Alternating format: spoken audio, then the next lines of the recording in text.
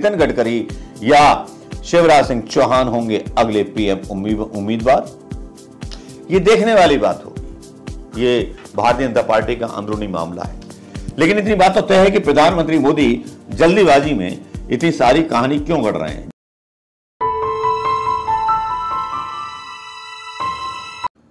दोस्तों नमस्कार। आज के राजनीतिक जो उथल पुथल है, आज उसके बारे में बात करेंगे। आज कयास लगाए जा रहे हैं कि इंडिया गठबंधन अपनी सरकार बनाएगा या एनडीए गठबंधन अपनी सरकार बनाएगा। हालांकि प्रधानमंत्री मोदी जी के कंधे थोड़े झुके हुए नजर आ रहे थे। एक ऐसे तानाशाह के कंधे झुके हुए देख करके मुझे खुशी हो रही थी कि देश की जनता ने कम से कम हिंदुस्तान के साथ तो न्याय किया है। भगवान राम ने अपना बदला ले लिया है। भगवान राम ने उस भगवान को, नकली भगवान को औकात याद दिला दी जो अपने आप को अवतार मान रहा था।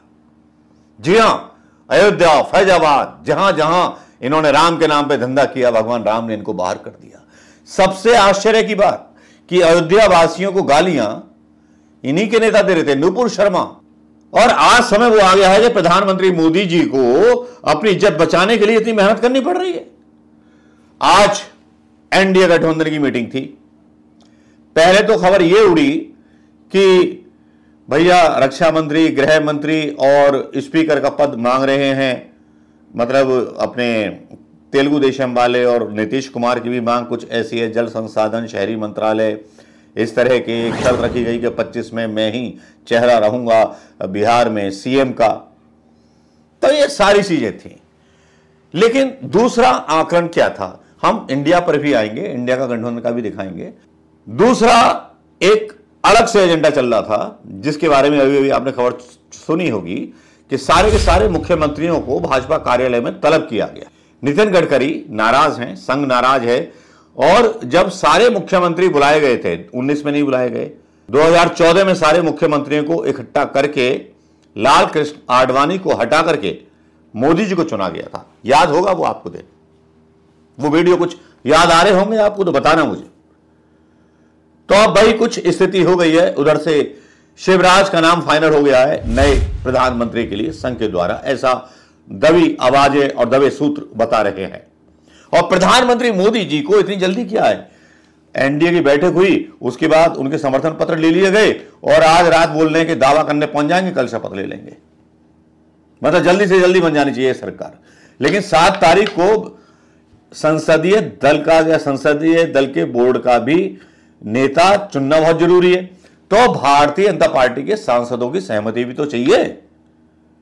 इसीलिए सारे कुछ आ रहे हैं और सारे मंत्री जो हैं 7 तारीख तक इकट्ठे हो जाएंगे। अभी मीडिया जो है अभी सुधरा नहीं। मीडिया खबरों को फिर उठापटक कर रहा है, उनको सही तरह से नहीं बता रहा। असली खबर तो यह है कि अगर आकलन करें चंद्रबाबू नायडू का और नीतीश कुमार का कि जितनी इनकी पूर्व में बेइज्जती हुई है, तो वो इतनी आसानी से समर्थन तो दे रहे हैं। लेकिन इन समर्थन को देने के पीछे कहीं ऐसा तो नहीं कि लोकसभा स्पीकर का पद मांग रहे तेलुगु देशम पार्टी के कहीं कुछ पलटना तो नहीं चाहते, कहीं प्रधानमंत्री मोदी से वो बदला तो नहीं लेना चाहते जो उन्होंने 2018 में भुगता था।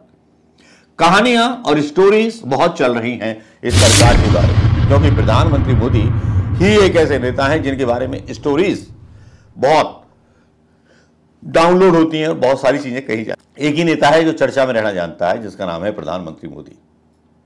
चाहे जेपी नड्डा हो जो बोलते हो कि संघ के ऊपर हम डिपेंड नहीं करते हैं, हम अपने आप काम कर लेते हैं। संघ विरोधी बयान दिए इन लोगों ने, वो सुने होंगे।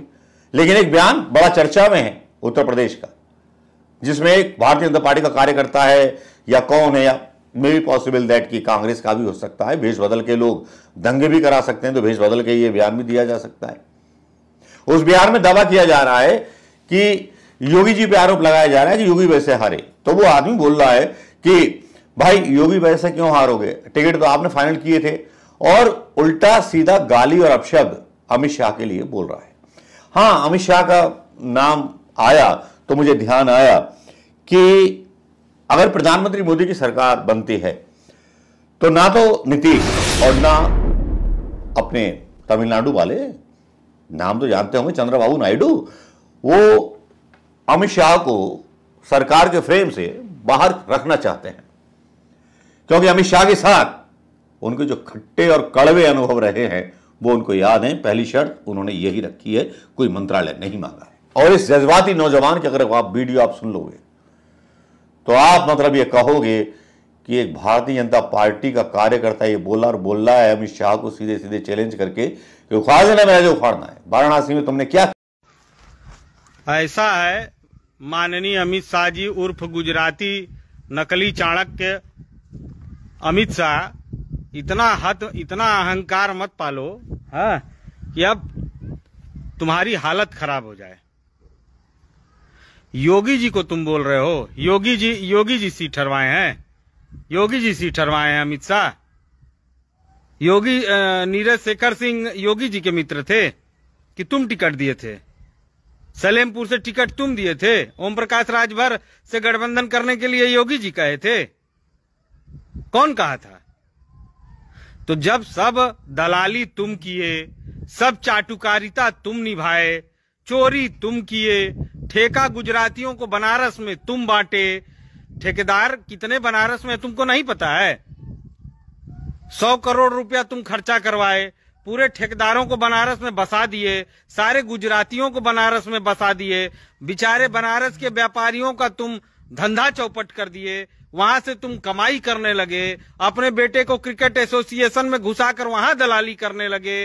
वो पूर्वांचल में तुमने हर सीट बेची। अमित शाह तुमने गाली देने के बावजूद, बाबा के मना करने के बावजूद तुमने ओम प्रकाश से गठबंधन किया, तुमने दारा सिंह चौहान से गठबंधन किया, तुम सबको टिकट बांटे और बोल रहे हो बाबा की कहने से है। बेशरम बेहया आदमी है। अरे तुमको जिता दिया गया इसलिए क्योंकि बाबा थे, नहीं तो तुम तो गुजरात से तड़ी पार थे, अब जेल चले जाते। जो बनाना बिगाड़ना होगा बिगाड़ लेना, कह रहे हैं, समझ गए? चोर कहीं का। ये एक बड़ी अजीबोगरीब कहानी है।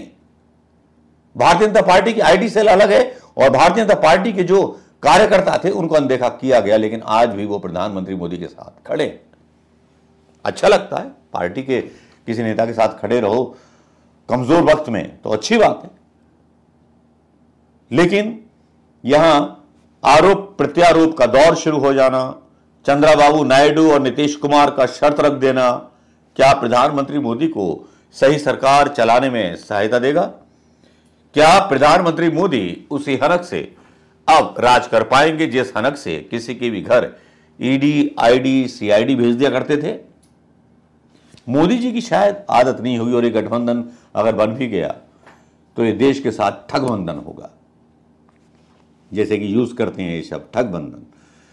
वैसे कांग्रेसियों की जुबान नहीं है। और दूसरी तरफ खबर आ रही है कि इंडिया गठबंधन ने सीधे सीधे न्योता दे दिया है कि जो भी संविधान की रक्षा करना चाहते हैं, जो भी तानाशाही से मुक्ति पाना चाहते हैं, उनका स्वागत है हमारे गठबंधन में शामिल। उधर फडणवीस ने एक अपने इस्तीफे की पेशकश करके एक मैसेज और दे दिया प्रधानमंत्री मोदी को संघ के इशारे पर कि मैं नहीं जीता पाया अपनी पार्टी को महाराष्ट्र में, तो नैतिकता तो यही बनती है प्रधानमंत्री मोदी जी कि आप भी इस्तीफा दे दें, या सारे मुख्यमंत्री जो आ रहे हैं उनको इस्तीफा मांगना पड़ेगा प्रधानमंत्री मोदी का, या क्या उलटफेर होने वाला है भारतीय जनता पार्टी के अंदर की सियासत में? क्या नितिन गडकरी या शिवराज सिंह चौहान होंगे अगले पीएम उम्मीदवार? यह देखने वाली बात होगी। यह भारतीय जनता पार्टी का अंदरूनी मामला है, लेकिन इतनी बात तो तय है कि प्रधानमंत्री मोदी जल्दीबाजी में इतनी सारी कहानी क्यों गढ़ रहे हैं? जल्दीबाजी में, चलिए मान लिया पलट सकते हैं, तो जल्दीबाजी में अपनी पार्टी की मीटिंग भी नहीं बुलाई, पार्टी के सांसदों के साथ भी नहीं बैठे, सीधे गठबंधन के नेताओं को बुला लिया, उनके समर्थन पत्र ले लिए, सब कुछ ले लिया और फिर दावा करने जा रहे हैं राष्ट्रपति भवन। तो इतनी जल्दी क्या है, थोड़ा इंतजार कीजिए। और फिर ऊपर से निर्देश आ गया संघ का कि संसदीय बोर्ड की मीटिंग होगी और नेता चुना जाएगा, उसके बाद ही कोई दावा राष्ट्रपति भवन के पास जाएगा। तो ये तो बड़ी किरकिरी हो गई। और यदि चलिए संघ को साइड लाइन करके प्रधानमंत्री मोदी जी कल या परसों में दावा कर देते हैं। दूसरी तरफ इंडिया गठबंधन की खुशनुमा तस्वीरें देखने को मिली, जो मैं यहां डाल रहा हूं। अखिलेश के साथ बैठे हुए राहुल गांधी और एम के स्टालिन एक संदेश दे रहे थे पूरे हिंदुस्तान को, पूरे मुल्क को। यहां यह भी अफवाह फैलाई गई मीडिया के द्वारा कि उद्धव ठाकरे जो हैं वो बीजेपी के साथ आने वाले हैं। मतलब मीडिया सुधरा नहीं है, सुधरेगा सुधरेगा, इंतजार कीजिए। ये जो गठबंधन बन रहा है ना, ये भ्रष्टाचारियों का गठबंधन बन रहा है, क्योंकि मोदी जी के राफेल का मामला है, मोदी जी का जो शेयर मार्केट हुआ उसका मामला है, बहुत सारे मामले हैं। अब दोस्तों देखना, ये बड़ा दिलचस्प होगा कि मोदी जी की 6 महीने में लंका लगेगी या सरकार बनते ही या लोकसभा स्पीकर तेलुगु देशम का बनते ही इनकी इज्जत की धज्जियां उड़ा दी जाएंगी। नमस्कार, जय हिंद दोस्तों।